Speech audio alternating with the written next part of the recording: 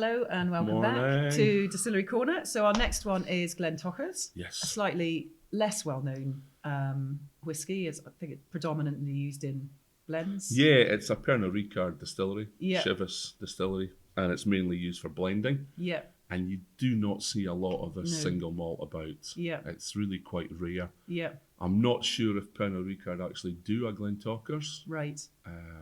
themselves, but most of the ones that you'll find are independent bottlers. Yeah. You know, like this one. This one. Yeah. And so what, when you do find it, what can you expect to discover in the liquid? Well, that's quite difficult because there's not a kind of house style. It kind of depends what the indie bottlers have done with it. So this one, for instance, North Star have put that in a sherry cask, and quite an active sherry cask, so it's really dark. I've seen some other ones that have been in bourbon casks, so they're quite light. I mean, the spirit is quite light and fruity when you make spirit, and it can be heavily influenced by the cask, I believe. So you get this kind of like that after 14 years. It's an interesting site. It's got the longest mashing cycle that I'm aware of in the industry that I've experienced. You know, most sites now are mashing in 3.5 or 4 hours. Yeah. But Glentauchers, it's 9.5 hours to complete a mash. Gosh. And it's a fully manual process. Right. So it's not computer controlled. Yeah. So it's like the way when I learnt to mash in the mid-90s when I was training. It's you're running around opening valves, shutting valves, opening water tanks, starting the grist slides.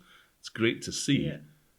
And you don't often see that nowadays. No. But you won't see this because it's not in a visitor centre.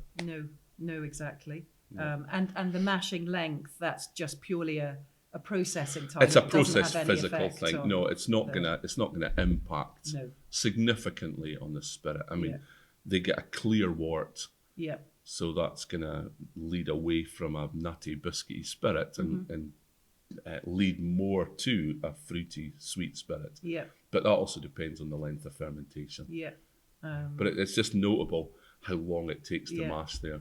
And to give a comparison, most mashing start like how other distilleries mash. It's all computerized now, isn't it? Most of it is computer controlled, and the operator will sit behind the desk at his 3 huge screens like Starship Enterprise and sit and watch it.